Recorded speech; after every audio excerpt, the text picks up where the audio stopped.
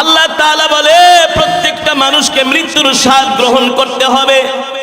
আর আমি আল্লাহ তাআলা প্রত্যেকটা মানুষকে হাসরের ময়দানে তাদের পাওনাগুলো বুঝিয়ে দিব। সে যদি দুনিয়াতে নেক আমল করে আমি আল্লাহ তাকে নেক আমলের প্রতিদান দিব, আর যদি গুনাহ করে আমি আল্লাহ তাকে গুনার পরিমাণ তাকে আযাব দিব। কিন্তু আমি আল্লাহ ছাড়ব না, আমি আল্লাহ তোমাদেরকে ছাড়ব না। আমি আল্লাহ তোমাদেরকে দুনিয়াতে পাঠাইছি শুধু দুনিয়া কামাই করার জন্য না, আমি আল্লাহ তোমাদেরকে দুনিয়াতে পাঠাইছি আখিরাত কামাই করার জন্য। ঠিক কিনা বলেন? আর দুনিয়া মাজরাতুল আখিরাহ, এই দুনিয়াটা হলো আখিরাত কামাই করার জায়গা রে বাবা। 60-70 বছরের জিন্দেগি যদি 40 বছর হয়ে যায় আর মাত্র 20-25 না, আর যদি 60 বছর হয়ে যায় চাইনা মাইনা বেশি হলে 10-15 বছর, এর বেশি না। তারপর আমরা দুনিয়া ছাড়তে চাই না, শুধু দুনিয়া দুনিয়া, টাকা পয়সা বাড়ি গাড়ি। আল্লাহ তাআলা বলে না না না, ফামান যুহজিহা আনিন নারি ওয়া উদখিলাল জান্নাতা ফাকাদ ফাজ ওয়ামাল হায়াতুদ দুনিয়া ইল্লা মাতাউল গুরুর। এ বান্দা, দুনিয়ার টাকা পয়সা বাড়ি গাড়ি তোমাদের এটা সফলতা না, দুনিয়ার অর্থবিত্ত তোমাদের সফলতা না, দুনিয়ার ক্ষমতা তোমাদের সফলতা না। কারণ টাকা পয়সা বাড়ি গাড়ি কিছু নিয়ে কবরে যেতে পারবা না। একটা 3.5 হাত একটা কাফনের কাপড় নিয়ে কবরে যেতে হবে, তারপরও পেট ভরে না। আবার এই কথাগুলো কিছু মানুষের কাছে ভালো লাগে না, আছে না? কিছু ভালো লাগে না, আরে হুজুর কি কয়, দুনিয়াই তো সব, টাকা পয়সা না হইলে কেমনে বাঁচুম? হ্যাঁ, টাকা পয়সা প্রয়োজন জীবন ধারণ করার জন্য, কিন্তু যেই টাকা পয়সা অর্থবিত্ত আপনাকে আমাকে কবরের কথা ভুলিয়ে দেয়, হাসরের কথা ভুলিয়ে দেয়, ওই সম্পদ আপনার জন্য আমার জন্য মারাত্মক ক্ষতির কারণ। কথা বলেন ভাই। আল্লাহর নবী বলে, সাহাবীরা আমার উম্মতকে বলে দিও, আমার উম্মত যাতে দুনিয়ার পিছনে পড়ে না থাকে, আমার উম্মত যাতে আখিরাত কামাই করে। সাহাবায়ে কেরাম জিজ্ঞেস করলেন, ওগো আল্লাহর নবী, কিভাবে আপনার উম্মতেরা আমরা আখিরাত কামাই করব? আল্লাহর পয়গম্বর বলে, তোমরা বেশি বেশি করে মৃত্যুর কথা স্মরণ করবা। যে ব্যক্তি যত বেশি বেশি মৃত্যুর কথা স্মরণ করে, ওই ব্যক্তির মাধ্যমে কখনো গুনার কাজ, নাফরমানির কাজ সে করতে পারে না।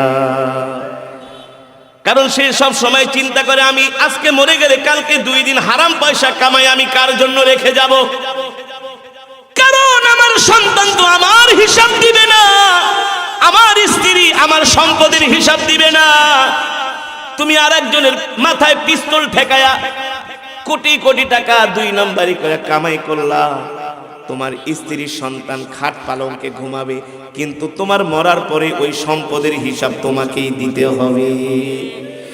ইয়াউমা ইয়াফিরুল মারউ মিন আখিহি ওয়া উম্মিহি ওয়া আবি ওয়া সাহিবাতিহি ওয়া বানি। ওই হাসরের ময়দানে সন্তান বাবার পরিচয় দিবে না, বাবা সন্তানের পরিচয় দিবে না, স্ত্রী স্বামীর পরিচয় দিবে না, স্বামীও স্ত্রীর পরিচয় দিবে না, কেউ কাউকে চিনবে না। ওই কবরে কেউ কাউকে সাহায্য করতে পারবে না, ওই কবরে কেউ যেতে পারবে না।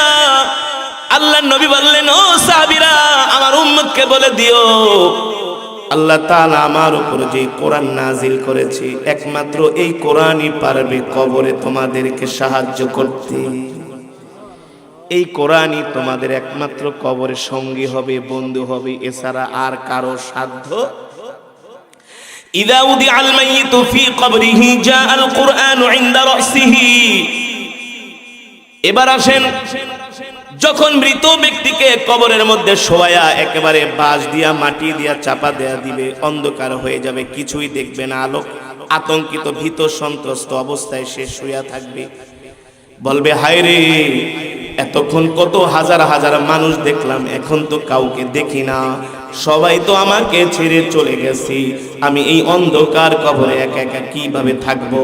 যদি সে আল্লাহওয়ালা হয়, যদি তার সাথে কোরআনের সাথে সম্পর্ক থাকে, তাকে কবরে শোয়ানোর সাথে সাথে আল্লাহর কোরআন তার মাথার সামনে যে হাজির হয়ে যাবে।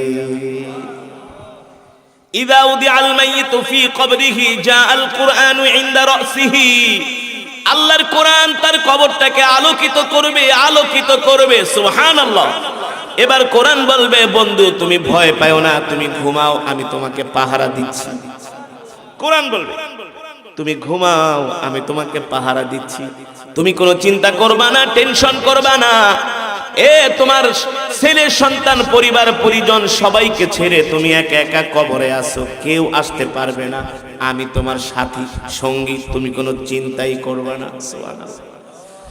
আল্লাহর কোরআন তার মাথার সামনে আলোকিত করবে। একটু পরে দুইজন ফেরেশতা আসবে মুনকার নাকির প্রশ্ন করার জন্য, সওয়াল করার জন্য। দুইজন ফেরেশতা এসে মৃত ব্যক্তিকে বলবে, ওঠো, বসো। আল্লাহর কোরআন বলবে, কেন ডাক দাও? আল্লাহর কোরআন বলবে, কেন ডাকো? দুইজন ফেরেশতা মুনকার নাকির বলবে, আমরা আল্লাহ তাআলার বিশেষ ফেরেশতা, আমাদের কাজ হলো তাকে প্রশ্ন করা, সওয়াল করা। আল্লাহর কোরআন বলবে, এখন কোন প্রশ্ন করতে দেওয়া যাবে না, নট অ্যালাউড, গেট আউট। ফেরেশতারা বলে, এটা আবার কেমন কথা? আমাদের কাজ আমাদেরকে করতে দেন। বলে, না, ঘুমাচ্ছে, ডিস্টার্ব করা যাবে না। সুবহানাল্লাহ। যে ফেরেশতারে ধমক দেয় তার পাওয়ার কত? আপনি চাইলে কি পুলিশের ধমক দিতে পারবেন? সেনাবাহিনীর ধমক দিতে পারবেন? সেই পারে যে তার উপরে, যার পাওয়ার তার চাইতেও কি আরো বেশি। এবার দুইজন ফেরেশতা বলবে, আপনি আমাদের কাজে বাধা দিচ্ছেন। বলে, বাধা থাদা বুঝি না, ঘুমাইতে দাও, আমার বন্ধু ঘুমাচ্ছে। আল্লাহু আকবার। আল্লাহর কোরআন বলবে, বন্ধু তুমি ঘুমাও, তোমার কোনো চিন্তা নাই, আমি কোরআন তোমার সাথে আছি। বন্ধু তুমি কি মনে পড়ে না, শীতের দিনে ঠান্ডা রাত্রে, কনকনে ঠান্ডা রাতে তুমি ঠান্ডা পানি দিয়া ওযু কইরা তাহাজ্জুদে আমাকে তেলাওয়াত করছো? তোমার কি মনে পড়ে না? তোমার কি মনে পড়ে না তুমি আমার তেলাওয়াত শোনার জন্য মাইলকে মাইল রাস্তা জার্নি করে গেছো? তোমার কি মনে পড়ে না তুমি সকাল সন্ধ্যা এমন ভাবে তেলাওয়াত করতা দুনিয়ার সব কিছু ছাইরা দিয়া? তাহলে আমি কোরআন আজকে তোমাকে কিভাবে ছেড়ে দেই? সুবহানাল্লাহ। আমি কোরআন তোমাকে ছাড়বো না, তোমার সাথে আছি। তুমি ঘুমাও, তুমি ঘুমাও। বন্ধু দুনিয়ার জমিনে তুমি আমার জন্য কত মার খেয়েছো, তুমি কোরআনের কথা বলতে যে জেল জুলুমের শিকার হয়েছো, নির্যাতনের শিকার হয়েছো, কিন্তু কোরআন ছেড়ে দাও নাই। কোরআনের হক কথা তুমি বলছো, কোরআনের কথাগুলো মানুষের কাছে বলছো। তাহলে আমি কোরআন তোমাকে কিভাবে ছেড়ে যেতে পারি? তুমি আরাম করে ঘুমাও। এবার ফেরেশতারা বলবে, ঠিক আছে, আপনি আমাদেরকে প্রশ্ন করার জন্য দিচ্ছেন না, তাহলে এবার আপনার পরিচয়টা একটু দেন, আপনার পরিচয়টা একটু দেন। আল্লাহর কোরআন বলবে, শোনো, তোমরা হলে আল্লাহ তাআলার বিশেষ ফেরেশতা, তোমাদের কাজ হলো কবরে এসে মৃত ব্যক্তিকে তোমরা প্রশ্ন করবা, সওয়াল করবা, এটা তোমাদের দায়িত্ব। কিন্তু তোমাদের ক্ষমতা আছে, আমি কোরআনও স্বীকার করি, কিন্তু আমার চাইতে তোমাদের ক্ষমতা বেশি না। এবার দুইজন ফেরেশতা বলবে, তাহলে আপনি আপনার পরিচয় দেন। এবার আল্লাহর কোরআন বলবে, তোমরা হলা আল্লাহর বিশেষ ফেরেশতা, আর আমি হলাম স্বয়ং আল্লাহর জবানের কালাম। আমি আল্লাহর জবানের কালাম। আমি ওয়াদা করেছি, যে আমাকে ভালোবাসবে আমিও তাকে ভালোবাসবো, যে আমাকে সংরক্ষণ করবে, হেফাজত করবে, যে আমাকে সিনার মধ্যে ঢুকাবে, যে আমার প্রতিটা কথা মানবে, হুকুম মানবে, বিধান মানবে, আমিও তাকে কবরে পথ দেখায় দেখায় জান্নাতে নিয়ে যাব। কোরআনুল কারীমের 29 পারা একটা সূরা আছে, সূরাতুল মুলক। কোন সূরা? সূরাতুল, হাদিস শরীফে এসেছে, আল্লাহর নবী বলেন, কেউ যদি সূরাতুল মুলক প্রতিদিন বাদাল ইশা, ইশার সালাতের পরে, ইশার নামাজের পরে ঘুমানোর আগে কেউ যদি সূরাতুল মুলকের আমল করে, সূরা মুলক বলে আমি তোমাকে জান্নাতে পৌঁছানোর গ্যারান্টি দিলাম। কোন সূরা? আমাদের আকাবের মুরব্বীরা কোনদিন সূরা মুলক ছাড়ে না, আলহামদুলিল্লাহ। সূরা মুলক বলে আমি গ্যারান্টি দিলাম, যদি আল্লাহ তোমাকে জান্নাত না দেয়, আমি সূরা মুলক আল্লাহর সাথে ঝগড়া করব যে জান্নাত কেন দিবেন না। সূরাতুল মুলক, আল্লাহু আকবার। আল্লাহ তাআলা আমাদেরকে জান্নাতি করার জন্য আল্লাহ তাআলা কত সুযোগ আমাদের জন্য করে দিয়েছে, ঠিক কিনা বলেন? আপনি যদি সূরা ইয়াসিনের তেলাওয়াত করেন ফজরের পরে, সূরা ইয়াসিনের যদি তেলাওয়াত করেন ফজরের পরে, সারা দিনের সমস্ত রিজিকের জিম্মাদারি আল্লাহ তাআলা তার নিজ কুদরতি হাতে গ্রহণ করবেন। সেই দিন আপনি ইন্তেকাল করলে আল্লাহ তাআলা আপনাকে বিনা হিসাবে জান্নাতে প্রবেশ করাবেন। সূরা ইয়াসিনের আমল। সূরা ওয়াকিয়া যদি আপনি মাগরিবের পরে তেলাওয়াত করেন, কোনদিন আপনার ঘরে অভাব আসবে না। অল্প রিজিকেই বরকত পাবেন। আপনি কোটি টাকার মালিক, কিন্তু একটার পর একটা রোগ লাইগাই থাকে। এই ডাক্তারে দেন 20,000, হেরে দেন 50,000, ওরে দেন 1 লাখ, আবার যান 2 দিন পর পর থাইল্যান্ড, সিঙ্গাপুর। ডাক্তার দেখাইতে দেখাইতে অতিষ্ঠ হয়ে গেছেন। অর্থ ঠিকই আছে, কিন্তু বরকত নাই। যে সূরা ওয়াকিয়ার আমল করবে, আল্লাহ তাআলা বলে আমি তার রিজিকের মধ্যে এমন বরকত দিব, অল্প রিজিকেই তার এমন বরকত হবে, তার কোনো অভাব অনটন আসবে না। সুবহানাল্লাহ। আল্লাহুল গনি ওয়া আনতুমুল ফুকারা। আল্লাহ বলে আমি ধনী, তোরা সব ফকির। ধনী কে? আল্লাহ তাআলা। তো কোরআনে তো সব বলে দিয়েছে কিভাবে আপনি জীবন যাপন করবেন, কিভাবে আপনি আপনার পরিবারটাকে সাজাবেন, কিভাবে আপনি আপনার সংসার পরিচালনা করবেন, ছেলে সন্তানকে আপনি কিভাবে মানুষ করবেন, সব তো আল্লাহ কোরআনে বলে দিয়েছে। কিন্তু সেই কোরআন থেকে তো আমরা দূরে সরে গেছি, ঠিক না ভাই? এবার আল্লাহর কোরআন বলবে, শোনো তোমরা আল্লাহর বিশেষ ফেরেশতা, যাও আমি এখন তাকে কোনো প্রশ্ন করার জন্য আমি তোমাদেরকে সুযোগ দিব না।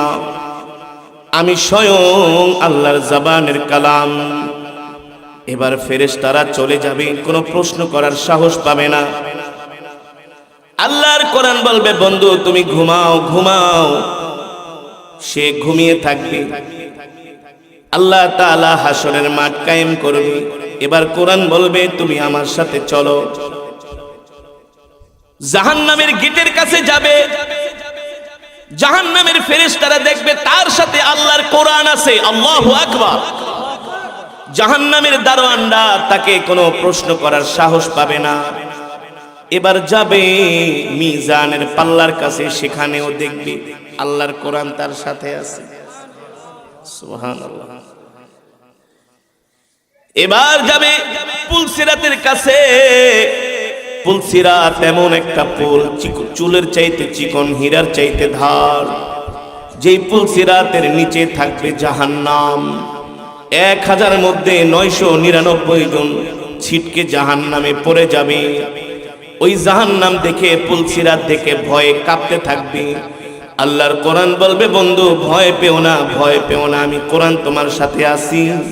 তোমার হাতটা দাও, আমি কোরআন তোমাকে পুলসিরাত পার করে দিব। এবার 3টা ঘাটি কবরেও আল্লাহর কোরআন থেকে পাহারা দিলেন। জাহান্নামের গেট থেকে বাঁচায় আনলেন।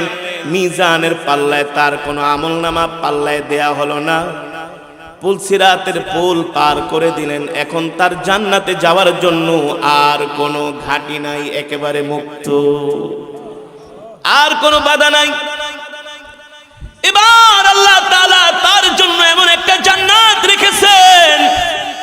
একজন জান্নাতি ব্যক্তিকে আল্লাহ তাআলা 10টা দুনিয়ার সমান একটা জান্নাত দিবে। সুবহানাল্লাহ। কয়টা দুনিয়ার সমান? 10টা দুনিয়ার সমান একটা জান্নাত দিবে। একজন জান্নাতীর 70টা করে স্ত্রী থাকবে।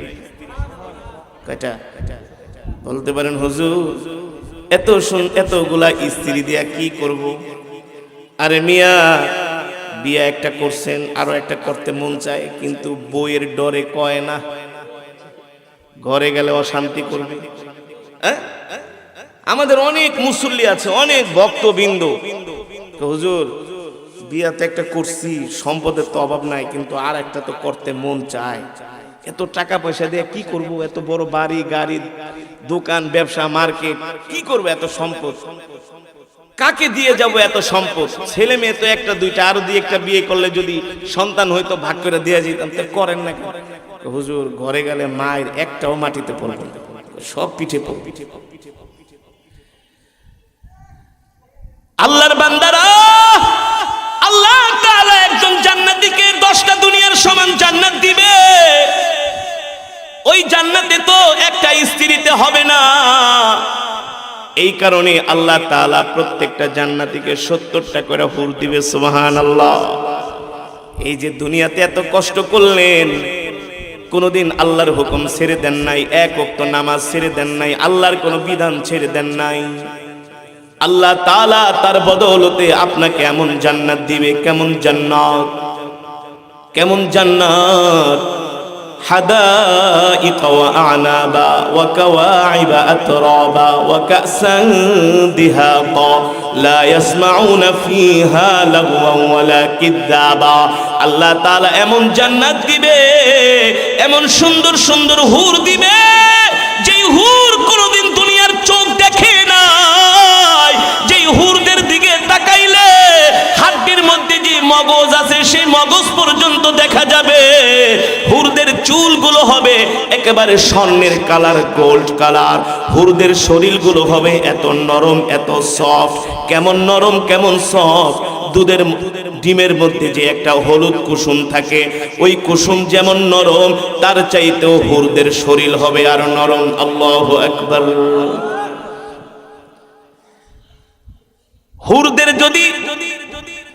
হুরদেরকে যদি দুনিয়ার জমিনে ছেড়ে দেওয়া হতো, হুরদের দাঁতের আলোতে পুরা পৃথিবী আলোকিত হয়ে যেত। আল্লাহু আকবার। এত সুন্দর।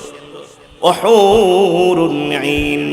এ যুবক, তুমি দুনিয়ায় কার পিছনে ঘোরো?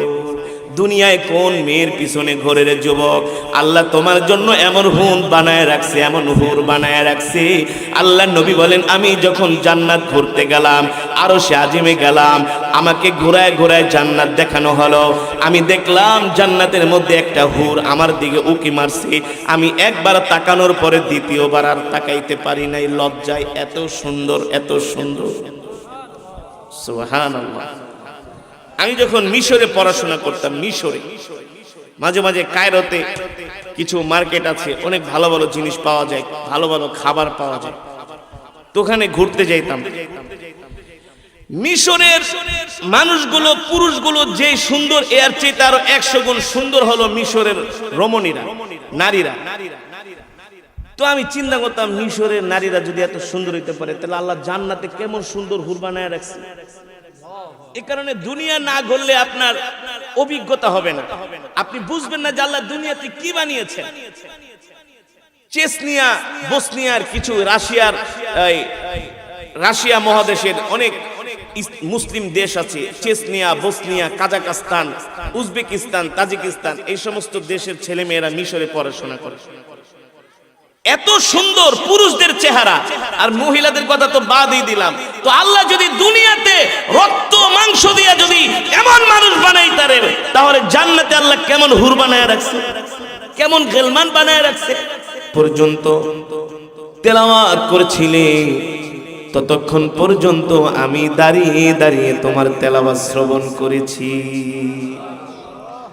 এই কথা শুনে সাহাবী আবু মুসা আশআরীর চোখ থেকে ঝরঝর করে পানি পড়তেছে। রাহমাতুল লিল আলামিন বলে, সাহাবী লিমা তাবকি, এ তুমি কাঁদো কেন, কাঁদো কেন? আমি তো তোমাকে কান্নার কোনো কথা বলি নাই। সাহাবী আবু মুসা আশআরী বললেন, ওগো আল্লাহর নবী, আপনি হলেন কোরআনের মালিক, আপনার উপরে আল্লাহ তাআলা কোরআন নাজিল করেছেন, আপনার চাইতে এত উত্তম করে, সুন্দর করে আর কে বা কোরআন পড়তে পারে? অথচ আমি একটা ছোট্ট মানুষ, আপনি আমার তেলাওয়াত দাঁড়িয়ে দাঁড়িয়ে শ্রবণ করেছেন। এর চাইতে আমার কাছে আর খুশির খবর, আনন্দের খবর হতে পারে না। ওগো আল্লাহর নবী, আপনি আমার চোখে যেই পানি দেখতেছেন, এই পানি কোনো কষ্টের পানি না, দুঃখের পানি না, এই পানি হলো আনন্দের পানি। আপনি আমার তেলাওয়াত শুনছেন, এর চাইতে আমার কাছে আর খুশির খবর আছে? এর চাইতে আর খুশির খবর হতে পারে না। সরকার দু আলম রহমাতুল লিল আলামিন বলে, সাহাবী, এই যে তুমি এত সুন্দর করে কোরআন পড়ো, তুমি কি জানো আল্লাহ তাআলা তোমার জন্য কি পুরস্কার রেখেছেন? সাহাবী আবু মুসা আশআরী রাদিয়াল্লাহু তাআলা আনহু বললেন, ওগো আল্লাহর নবী, আল্লাহর রাসূলই ভালো জানেন।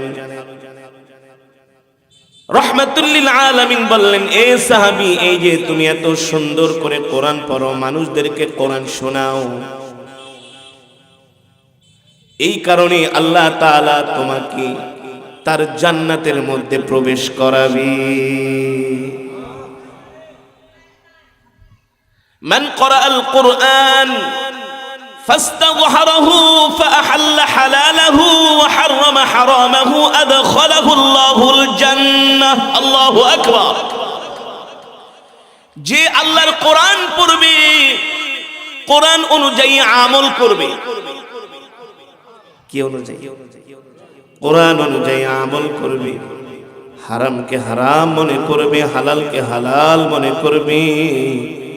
রহমাতুল লিল আলামিন বললেন, আল্লাহ তাআলা ওই হামিলে কোরআনকে আল্লাহ তাআলা জান্নাতে প্রবেশ করাবে। আল্লাহর কোরআন,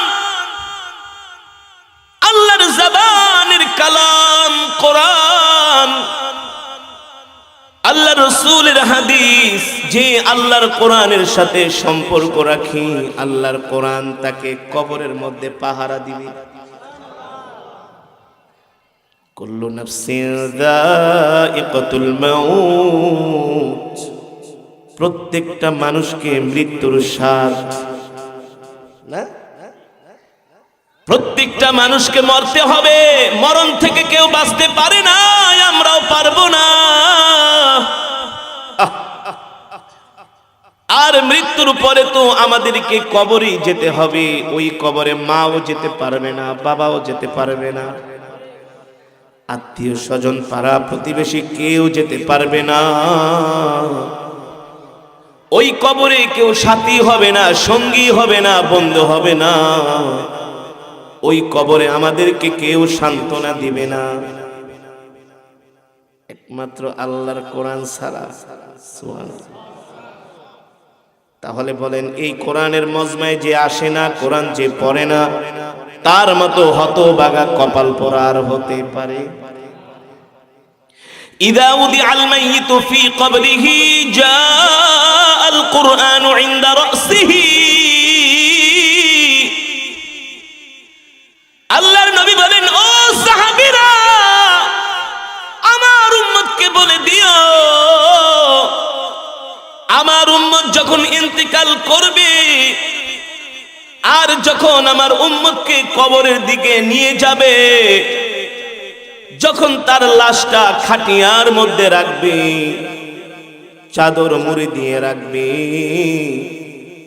আত্মীয় স্বজন আসবে, কান্না করবে, বিলাপ করবে, হাই হুতাশ করবে, কিন্তু কোনো লাভ হবে না। কোনো লাভ হবে? আসল জায়গা তো কবর। ওই কবরে যাওয়ার কারো কোনো সাধ্য নাই, ঠিক না? সাহাবায়ে কেরাম প্রশ্ন করলেন, ওগো আল্লাহর নবী, এই কোরআন আমাদেরকে কবরের মধ্যে কিভাবে সান্ত্বনা দিবে? রহমাতুল লিল আলামিন বললেন, ও সাহাবীরা, যে এই দুনিয়ার জমিনে সকাল সন্ধ্যা কোরআন পড়বে, কোরআন অনুযায়ী আমল করবে, হারামকে হারাম মনে করবে, সমস্ত গুনাহ থেকে, নাফরমানি থেকে বেঁচে থাকবে, আল্লাহ তাআলার কোরআনের প্রতিটা হুকুম, প্রতিটা বিধান মেনে চলবে, ওই ব্যক্তি ইন্তেকালের সাথে সাথে তাকে যখন কবরের মধ্যে ঢোকানো হবে, প্রবেশ করানো হবে, যখন তাকে কবরের মধ্যে একেবারে ঢুকিয়ে দিবেন, ওই কবরের মধ্যে ঢোকানোর পরে অন্ধকার কবর, নাই কোনো সাথী, নাই কোনো বাতি। ওই কোরআন মোহাব্বতকারী ব্যক্তি আতঙ্কিত হয়ে যাবে, ভীত সন্ত্রস্ত হয়ে যাবে। হায়রে, একটু আগেই তো আমি আমার সন্তানকে দেখছিলাম, যেই প্রিয়তমা স্ত্রীর সাথে 60 বছর সংসার করছি, সেও তো ছিল না। এই পৃথিবীটা হলো একটা স্বার্থপরের জায়গা। আজকে মরে যাবেন, একদিন, 2 দিন, 3 দিন পরে আর কেউ খবর নিবে না, নিবে না। গিভ এন্ড টেক, যতদিন দিবেন ভালো, দিবেন না তো ভালো না। সম্পদ রেখে যাবেন, ইন্তেকালের পরে সন্তান কিছুদিন সম্পদের কারণে মনে রাখবে। নেককার সন্তান না হলে কেউ আপনার খবর নিবে না, মনেই করবে না। বাস্তব নাকি অবাস্তব? বাস্তব। যদি নেককার সন্তান না হয়, আপনার ইন্তেকালের পরে আপনাকে আরো গালি দিবে, গালি। ওই জায়গাটা বিক্রি করে কেন গেলা, রাইখা গেল না কেন? কেন রাইখা গেল না? দোকানটা কেন বিক্রি করলা? দোকানটা রেখে গেল না কেন? সম্পদ দিবা না তো জন্ম দিছো কেন? বলে না, নাই। তাহলে কার জন্য এই দুনিয়ারে ভাই? কার জন্য এত কষ্ট? সকাল থেকে সন্ধ্যা পর্যন্ত খাওয়া নাই, ঘুম নাই, নাওয়া নাই, শুধু দুনিয়ার ধান্দা, ধান্দা, দুনিয়ার টাকা পয়সার পিছনে ঘোরা, সম্পদের পিছনে ঘোরা, বিল্ডিং বানানোর পিছনে ঘোরা, দামি গাড়ি কেনার পিছনে ঘোরা। চোখ ভরা সম্পদের অভাব নাই, তারপরও তারও আরো জায়গা দরকার না? আমার এলাকায় একজন আছে, সুদের টাকা নিয়ে জমি কিনে কয়েক কোটি টাকার সম্পদ আছে, কয়েক কোটি টাকা। তারপরে বলো এই জায়গাটা হলো আমার কলিজা, এই জায়গাটা না কিনতে পারলে আমি আরামে ঘুমাইতে পারবো না। এ ভাই, দুনিয়ার সম্পদের পিছনে এত পাগল হয়েছো, কারণ কি? কারণ কি? দুনিয়াটা তাকে একেবারে গ্রাস করে ফেলেছে। দুনিয়ার মোহ, দুনিয়ার ভালোবাসা তার মধ্যে এমন ভাবে ঢুকে গেছে। নাউযু বিল্লাহি মিন শুরুরি আনফুসিনা ওয়া মিন সাইয়্যাতি আমালিনা মান ইয়াহদিহিল্লাহু ফালা মুদিল্লা লাহু ওয়া মান ইউদ্লিলহু ফালা হাদিয়া লাহু ওয়া নাশহাদু আন লা ইলাহা ইল্লাল্লাহু ওয়াহদাহু লা শারীকা লাহু ونشهد أن سيدنا ومولانا محمدا عبده ورسوله الذي أرسله بالحق بشيرا ونذيرا وداعيا إلى الله بإذنه وسراجا منيرا. أما بعد فأعوذ بالله من الشيطان الرجيم. بسم الله الرحمن الرحيم. كل نفس ذائقة الموت. كل نفس ذائقة الموت وإنما توفون أجوركم يوم القيامة فمن زحزح عن النار وأدخل الجنة فقد فاز وما الحياة الدنيا إلا متاع الغرور. قال رسول الله صلى الله عليه وسلم الدنيا مزرعة الآخرة أو كما قال النبي صلى الله عليه وسلم فقد قال الله تبارك وتعالى في شان حبيبه ومحبوبه مخبرا وآمرا إن الله وملائكته يصلون على النبي يا أيها الذين آمنوا صلوا عليه وسلموا تسليما নামাজের দুরুদ ইব্রাহিম পড়ি একবার দুরুদ শরীফ পড়লে আল্লাহ তাআলা 10 বার রহমত নাজিল করেন কয়বার সাথে সাথে আল্লাহ তাআলা 10টা গুনাহ maaf করে দেয় সুবহানাল্লাহ জান্নাতে যাওয়ার জন্য রব 10 কদম রাস্তা আগায় দেয় আল্লাহর নবী বলে উম্মত জান্নাতে আমার কাছাকাছি যদি থাকতে চাও বেশি বেশি আমার নামে দুরূদ পড়ো আল্লাহ তাআলা জমিনের মধ্যে কিছু ফেরেশতা পাঠায় দেয় ওই ফেরেশতারা পাখির মতো ঘুরতে থাকে উড়তে থাকে যেখানে দুরূদের ঘেরান পায় সেখানে ফেরেশতারা হাজির হয়ে যায় আর জোরে বলেন সুবহানাল্লাহ ইশক দিয়া মোহাব্বতের সাথে বলেন সুবহানাল্লাহ রাসূলের আশিকরা যখন রাসূলের নামে দুরূদ পড়ে এই দুরূদ নিয়ে সরাসরি রওজায়ে আতহারে হাজির হয়ে যায় দয়ার নবী মায়ার নবী জিজ্ঞেস করে ফেরেশতারা এই দুরূদগুলো তুমি কোথা থেকে নিয়ে আসছো ও আল্লাহর নবী আপনার কিছু আশিকেরা বাংলাদেশের একটা ছোট্ট জেলায় ছোট্ট একটা গ্রামে আপনার কিছু পাগল আশিকেরা আপনার মহব্বতে বসে বসে দুরূদের আমল করেছি রাহমাতুল লিল আলামিন বলে ফেরেশতারা রে আমার যে আশিকরা আমার নামে দুরূদ পড়ছে তারা কোনোদিন আমাকে দেখে নাই এমন কি আমার জবানের কথাও শোনে নাই ফেরেশতারা বলে ওগো আল্লাহর নবী আপনাকে দেখেও নাই জবানের কথাও শুনে নাই হাবিবি কিবরিয়া দয়ার নবী বলেন এ ফেরেশতারা তোমরা সাক্ষী থাকো আমার যে উম্মত আমাকে না দেখে আমার নামে দুরূদ পড়েছে আমি সেই উম্মতের চেহারাগুলো একটু দেখতে চাই ফেরেশতারা আমাদের চেহারাগুলো সরকারে দো আলমের সামনে তুলে ধরে আল্লাহর নবী বলে ফেরেশতারা রে যে উম্মত আমাকে ভালোবাসা দুরূদ পড়ছে সেই উম্মতকে ছাড়া আমি নবী জান্নাতে যাব না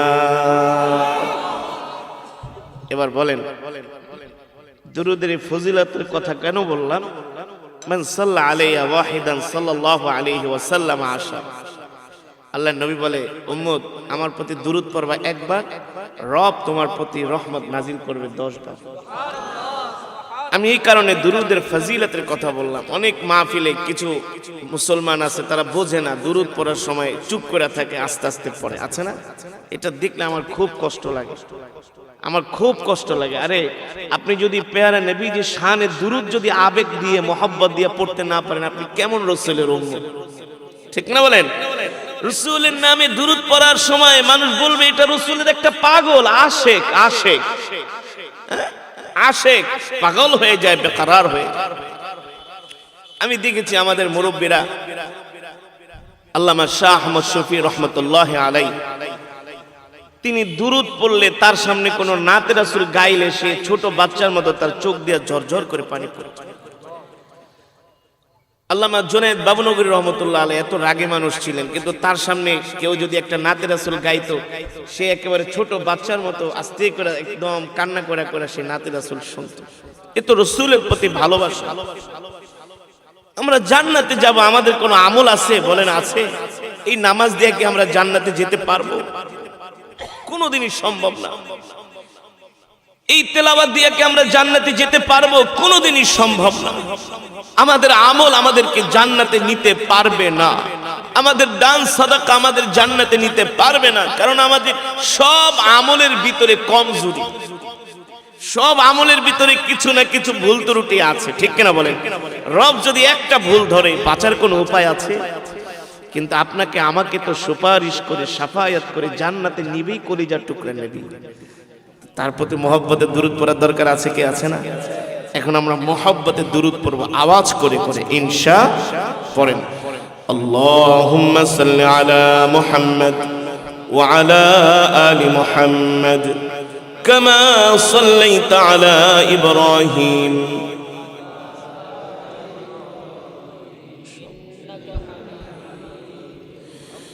اللهم بارك على محمد وعلى آل محمد كما باركت على إبراهيم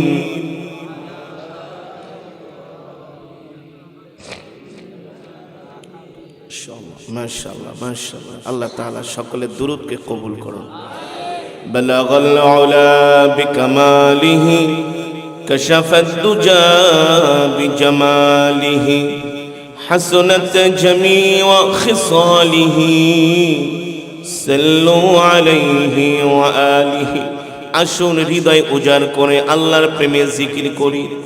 আমাদের জিকিরের আওয়াজ শুনলে আশেপাশের মানুষগুলো বলবে এখানে কিছু আল্লাহর পাগলেরা বসে আছে। কার পাগল? জোরে বলেন, কার পাগল? দুনিয়ার মানুষ আমাদের পাগল বলে, বলুক, তাতে আমাদের কিছু যায় আসে না। না, আমরা দুনিয়ার পাগল হতে চাই না, নারীর পাগল হতে চাই না, বাড়ির পাগল হতে চাই না, সম্পদের পাগল হতে চাই না। আমরা একমাত্র আল্লাহ তাআলার পাগল হতে চাই, ঠিক কিনা বলেন? আল্লাহ কবুল করুন বলি আমিন। আসুন সেই মহান মাবুদের মালিকের নামের জিকির করি। লা ইলাহা ইল্লাল্লাহ লা ইলাহা ইল্লাল্লাহ লা ইলাহা ইল্লাল্লাহ লা ইলাহা ইল্লাল্লাহ লা ইলাহা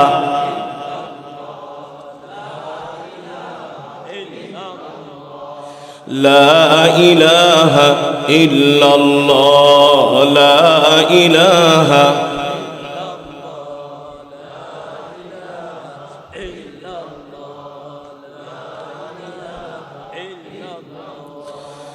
لا إله إلا الله لا إله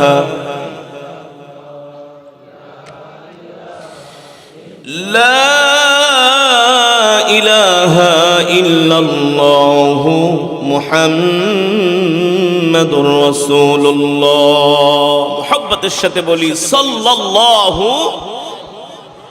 আলহামদুলিল্লাহ, আল্লাহ তাআলার দরবারে লাখো কোটি শুকর যে আল্লাহ তাবারাকা ওয়া তাআলা, আল্লাহ জাল্লা শানুহু আম্মা নাওয়ালুহু, তাহের ফকির কান্দি দানেশ মোল্লাবাড়ি স্থানীয় যুব সমাজের উদ্যোগে একদিন ব্যাপী এক বিরাট আজিমুশান দোয়ার ও মাহফিল, উক্ত মাহফিলের সম্মানিত সভাপতি, প্রধান অতিথি, মঞ্চোপবিষ্ট হযরত উলামায়ে কেরাম, তলাবায়ে আযম, আমার সামনে বসা আমাদের মাথার তাজ মুরব্বিয়ানে কেরাম, পর্দার অন্তরালে সম্মানিত মা ও বোনেরা, সেই মহান রব্বে করিমের দরবারে লাখো কোটি শুকর যে মহান রব আমাদেরকে দয়া করে মায়া করে আজকের এই কোরআনের মাজমা জান্নাতের বাগানে আসার তৌফিক দিয়েছেন, সুযোগ করে দিয়েছেন। এই জন্য আমরা শুকরিয়া তান আদায় করি আলহামদুলিল্লাহ। মাগরিবের পরে আজকের এই মাহফিলে এসে খুশি নাকি বেজার? তাহলে আরেকবার বলেন আলহামদুলিল্লাহ, আল্লাহু আকবার। আল্লাহর বান্দারা, আপনারা কি আজকের এই মাগরিবের পরের অধিবেশনে এসে কি ঠকছেন নাকি জিতছেন? কেমন জিতছেন এটা নিজেও কল্পনা করতে পারেন। যদি আশেপাশের মুসলমানরা, যুবকরা যদি বুঝতো যুবকরা যদি বুঝতো, আল্লাহর কসম করে বলি, আশেপাশের যারা এখনো মাইকের আওয়াজ যতটুকুন পর্যন্ত যাচ্ছে, তারা যদি বুঝতো, হাঁটতে না পারলেও তারা হামাগুড়ি দিয়ে কোরআনের মজমায় আসতো। কেন? মাজালিসুল ইলম রাওদাতুম মিন রিয়াদিল জান্নাহ, এটা হলো একটা জান্নাতের বাগান। যতক্ষণ থাকবেন, বসবেন, আল্লাহ তাআলার অগণিত রহমতের ফেরেশতারা আমাদের জন্য মাগফিরাতের দোয়া করতে থাকবে। অগণিত ফেরেশতা সুবহানাল্লাহ মাহফিলের চতুর্পাশে দাঁড়িয়ে বলছেন, আল্লাহুম্মা গফির ওয়ারহাম, রব আপনি আপনার এই বান্দাগুলোকে মাফ করে দেন। এ ফেরেশতা, আমার বান্দাদেরকে আমি মাফ করব বলতিছিস, কারণ কি? বলে, আল্লাহ তারা দুনিয়ার সমস্ত কাজ বাদ দিয়া কোরআনের তেলাওয়াতের আওয়াজ শুনে আর ঘরে থাকতে পারে নাই। এই কোরআন না আপনার জবানের কালাম, যারা কোরআন শুনতে আসছে আপনি তাদেরকে মাফ কেন করবেন না? সুবহানাল্লাহ। আমি কোরআনের তেলাওয়াত করেছি। সূরা হাশরের মধ্যে আল্লাহ তাআলার এমন কিছু নাম আছে, আল্লাহ, যে নামগুলো ধরে দোয়া করলে আল্লাহ তাআলা নিঃসন্দেহে দোয়া কবুল করে। আসসালাম, আল মুমিন, আল মুহাইমিন, আল আজিজ, আল জব্বার, আল মুতাকাব্বির, সুবহানাল্লাহ। এই নামগুলো যদি আপনি পড়ে পড়ে দোয়া করেন, আল্লাহ তাআলা দোয়া কবুল করবে। আমরা সূরা হাশরের আমল করেছি, আমি তেলাওয়াত করেছি, আপনারা শুনেছেন। এক এক হরফে কমপক্ষে 10টি করে নেকি পেয়েছেন। এক এক হরফে, পুরা তেলাওয়াতে না, এক এক। আর সূরা হাশরের আমলের সওয়াব তো আছেই, সুবহানাল্লাহ। সারা রাত আমাদের আমল নামায় নেক শুধু লিখতেই থাকবে আমল করার কারণে। তো এই আমল থুইয়া কোনো মুসলমান ঘরে বসে থাকতে পারে? জোরে বলেন, পারে? যেটা দুনিয়াদার, যার শুধু টাকা পয়সার ধান্দা, দুনিয়ার ধান্দা, দুনিয়াতে একেবারে পাখির মতো উড়ে, মনে করে এই দুনিয়া ছেড়ে আর যাবে না, সেই মুসলমান ঘরে বসে থাকতে পারে, চায়ের দোকানে বসে থাকতে পারে। কোন মুমিন আল্লাহর কোরআনের আওয়াজ শুনে ঘরে বসে থাকতে পারে না, ওটা মুমিন হতে পারে না, পারে না। বুঝো কোরআন কি? যে কোরআন আল্লাহর নবী নিজে দাঁড়ায় দাঁড়ায় শুনছে। নবীজি রাহমাতুল লিল, কথা বলেন, রাহমাতুল লিল। যে নবীর উপরে কোরআন নাজিল হয়েছে, যার উপরে কোরআন নাজিল হয়েছে, স্বয়ং সে দাঁড়িয়ে দাঁড়িয়ে কোরআন শুনেছে। হাদিস শরীফ এসেছে, আল্লাহর নবী মসজিদে নববীর পাশ দিয়ে হেঁটে যাচ্ছেন। হঠাৎ করে সরকারে দো আলমের বরকতি কানে, মোবারক কানে কোরআনের তেলাওয়াতের আওয়াজ ভেসে আসছে। আল্লাহ নবী সারা আরো সাথে সাহাবী ছিলেন। রাহমাতুল লিল আলামিন তেলাওয়াতের আওয়াজ শুনে সাথে সাথে জায়গায় দাঁড়ায় গেলেন। আল্লাহ নবী সাহাবীদেরকে বললেন, কিফ, এই সব দাঁড়াও। যেখানে নবীজি দাঁড়ায় গেছেন, সাহাবীরা কি আর সামনে কদম বাড়ানোর সাহস আছে? আল্লাহ নবী বলে, এই এত চমৎকার কণ্ঠে কোত্থেকে কোরআনের তেলাওয়াতের আওয়াজ আসে?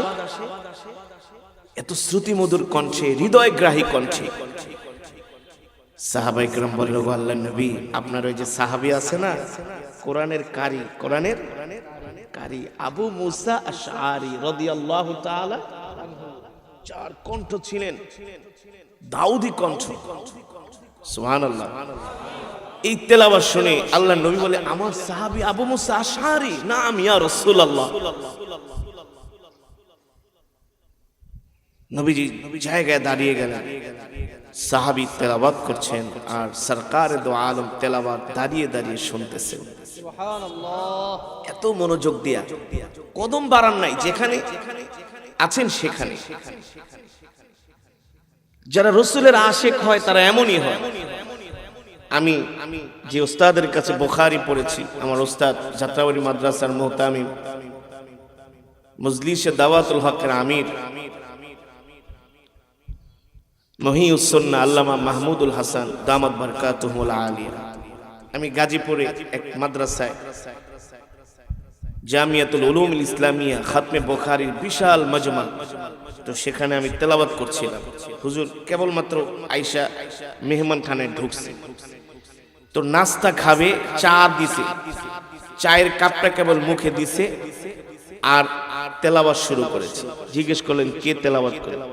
বলে, হুজুর কারি আসার তেলাওয়াত করতেছে।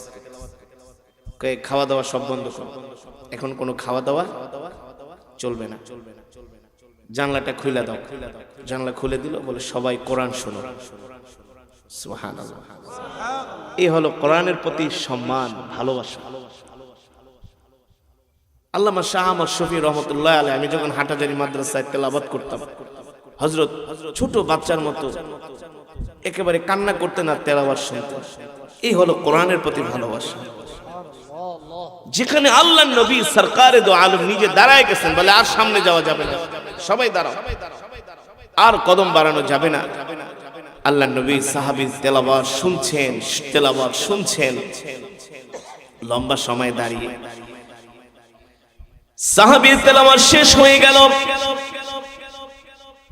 রাহমাতুল লিল আলামিন বললেন, ও সাহাবীরা, এতক্ষণ পর্যন্ত আমার যে প্রিয় সাহাবী আবু মুসা আশআরী তেলাওয়াত করলেন, যাও যাও আমার সাহাবীকে আমার কাছে নিয়ে এসো। আল্লাহর নবীর কাছে সাহাবী আবু মুসা আশআরীকে ডেকে আনা হলো। রাহমাতুল লিল আলামিন জিজ্ঞেস করলেন, এ আবু মুসা আশআরী, তুমি কি এতক্ষণ পর্যন্ত কোরআন পড়তেছিলা? সাহাবী আবু মুসা আশআরী রাদিয়াল্লাহু তাআলা আনহু বলেন, ওগো আল্লাহর নবী, যে কোরআন আপনার উপর নাজিল হয়েছে আমি সেই কোরআন তেলাওয়াত করতেছিলাম। রাহমাতুল লিল আলামিন বললেন, সাহাবী তুমি কি জানো, এ সাহাবী তুমি কি জানো,